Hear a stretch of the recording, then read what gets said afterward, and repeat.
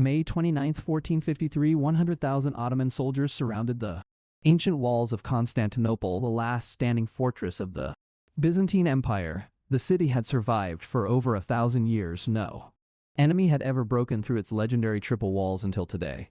11,000 defenders stood inside stickman soldiers, exhausted, starving, holding weapons against a force 10 times their number. The walls were finally cracking for the first time in a millennium. Stone and mortar built by emperors was beginning to fall. Mehmed II was 21 years old, brilliant, calculating, and absolutely certain Constantinople would fall before sunrise. But then something appeared in the sky above the Golden Horn that no person alive in 1453 had any word. For it moved faster than any bird anyone had ever seen. It made no sound. Until it was already past you and gone, the Ottoman gunners stopped loading their cannons and looked up. Something was circling above them, and it was watching. For the first time in his life, Mehmed the Conqueror felt something entirely unfamiliar, and he had no name for it. This is the story of what happens when the most advanced fighter jet ever built enters a battle 800 years before its time. The city called Constantinople was not just a city, it was the idea that civilization itself could be defended by walls, and will inside the walls priests prayed, soldiers sharpened swords, and ordinary people listened to the cannons getting closer every single hour. For 1,000 years, every empire that tried to take this city failed. The Persians failed, the Arabs failed, the Vikings failed. On the night of May 28th, the Ottoman camp was quiet in the way that the hour before something terrible is always quiet. Then at 3 in the morning, something entered the airspace above Constantinople that had never existed anywhere on Earth before. The F-22 Raptor is not simply a fast aircraft, it is the most sophisticated killing machine the human species has ever produced. It flies at Mach 2.25, nearly 1,700 miles per hour at altitudes where the air barely exists. Its radar can track 30 targets simultaneously, while its stealth coating makes it nearly invisible to every detection system ever built. It carries 6 beyond visual range missiles, 2 short-range missiles, and a rotary cannon firing 100 rounds per second. By 1453, the Byzantine Empire had shrunk to almost nothing, just the city itself, surrounded on all sides by Ottoman territory. Constantine XI had begged every Christian king in Europe for help and received polite letters and absolutely nothing else.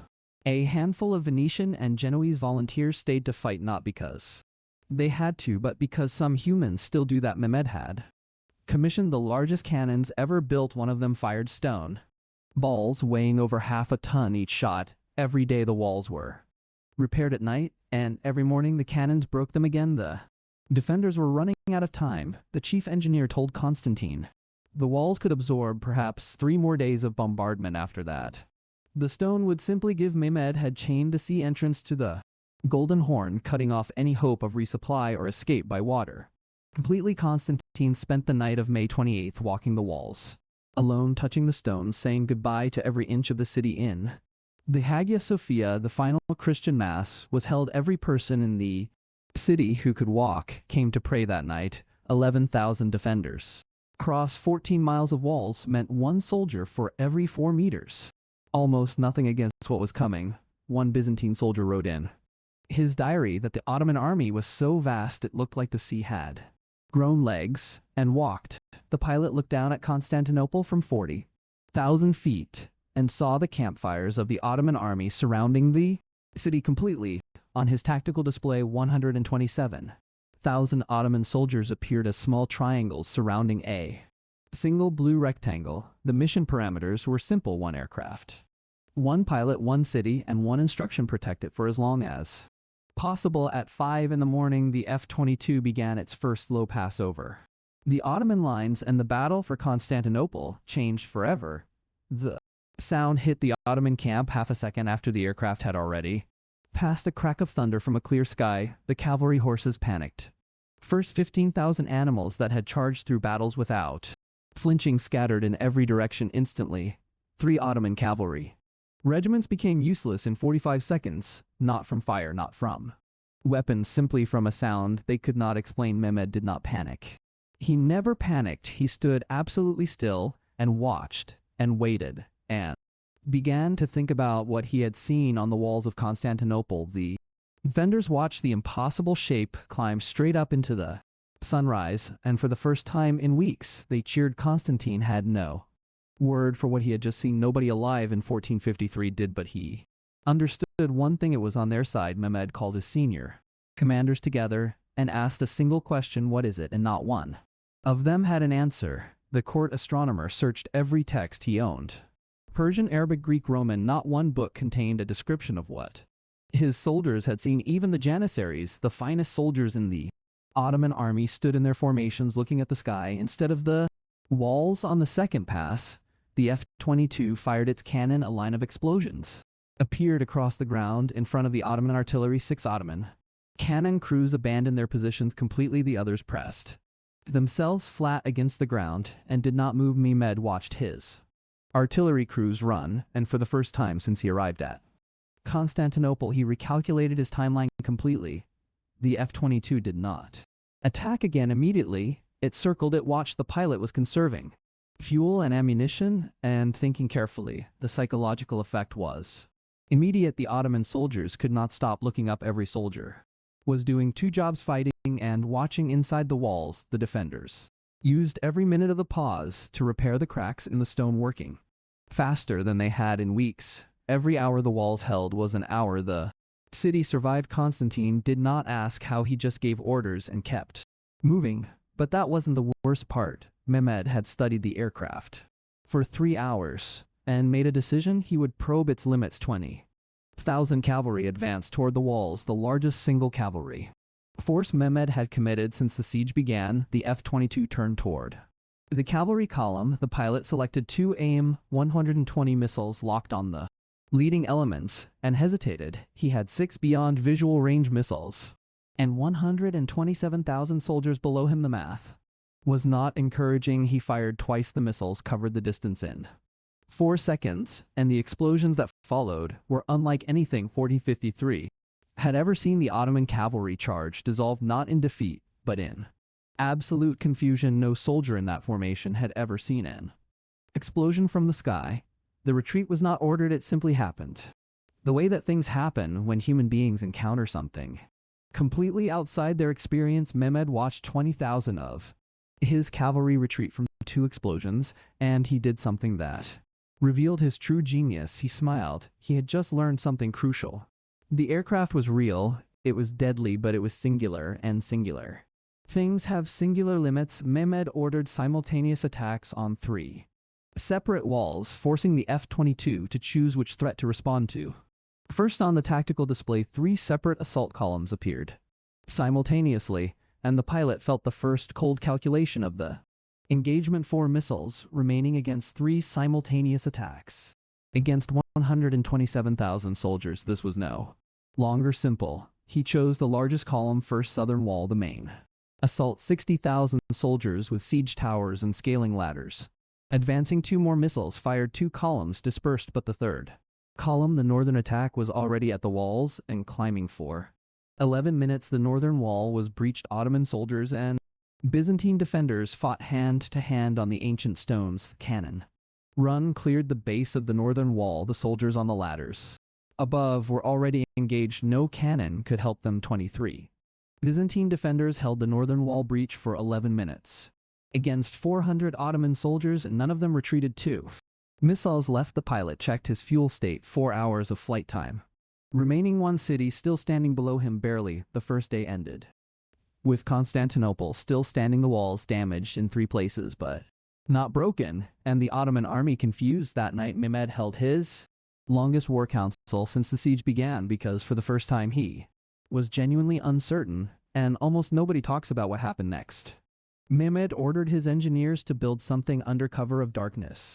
Working all night, decoy targets, straw figures covered in metal tools, mirrors, anything that might confuse the aircraft spread across 2 kilometers of camp. His plan was sophisticated: draw the aircraft toward decoys, exhaust its weapons, then send the real assault when the aircraft was empty. Dawn of the second day, the pilot saw dozens of new heat signatures appearing across the Ottoman camp and immediately understood.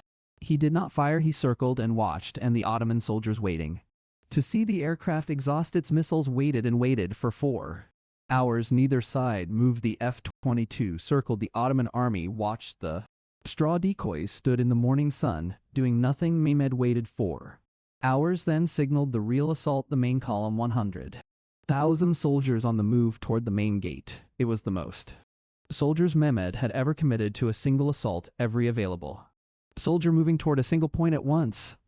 The pilot saw it immediately on his tactical display. 100,000 heat signatures, all moving in the same direction. 2 missiles left. He made his final calculation. 2 missiles could stop the front of the column, but the column behind would still reach the walls. He fired both remaining missiles at the very front of the column, where the assault ladders and siege towers were concentrated. The siege towers were destroyed. The scaling equipment was gone, but 80,000 soldiers were still walking forward with swords and shields. Winchester, the pilot's word for out of missiles. He still had the cannon, 600 rounds against 80,000 soldiers coming. He began cannon runs low and slow as safely possible, each pass buying seconds of hesitation from the advancing Ottoman column. The Ottoman soldiers did not run from the cannon. They had been trained since childhood to advance through fire, and they advanced. Constantine watched from the wall and understood. Even without any knowledge of modern warfare, he understood the aircraft was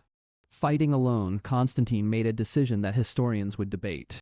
For centuries, he ordered his own cavalry out through the gate to buy time. 400 Byzantine cavalry charged into the flank of 80,000 Ottoman soldiers, and for 6 minutes they held that flank. The F-22 hit the other flank simultaneously, and for 6 minutes a medieval cavalry charge and a modern jet fighter worked together. 6 minutes the column was stopped. 6 minutes the main gate held. 6 minutes that nobody in 1453 could have predicted or explained. The Byzantine cavalry was gone, all 400 of them. The column reorganized and began advancing again, slower now, but still coming. 200 cannon rounds left. The pilot was making single passes now, 1 run, 1 burst, 1 moment of hesitation bought per pass. The Ottoman vanguard reached the gate. The F-22 could not strafe them without hitting the gate. The cannon runs stopped being useful. This was the moment the pilot had been calculating toward from the beginning. The aircraft was now tactically irrelevant at close range. He climbed away and watched,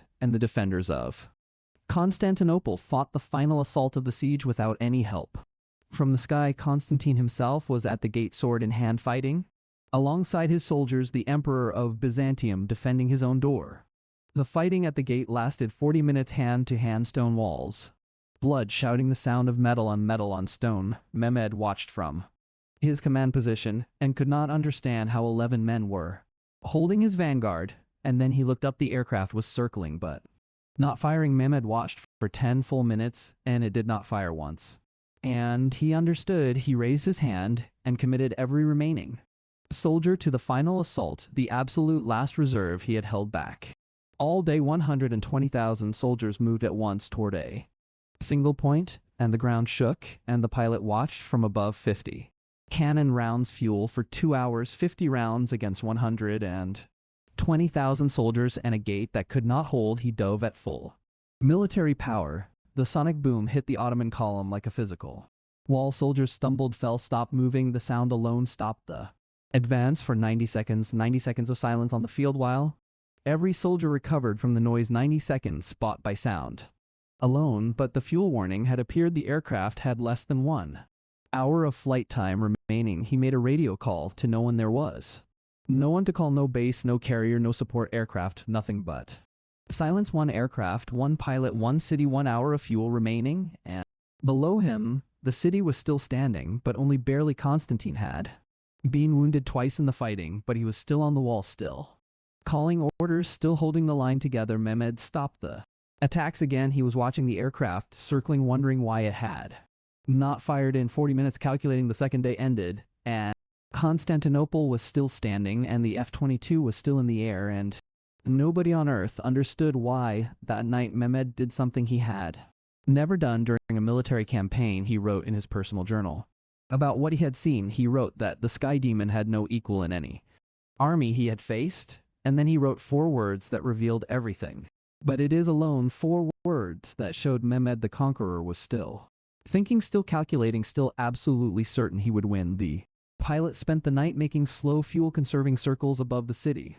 Watching the Ottoman campfires below in the darkness, he had been in the air for 19 hours. The aircraft was designed for missions of 8 hours maximum. He was running on reserve on the morning of the third day.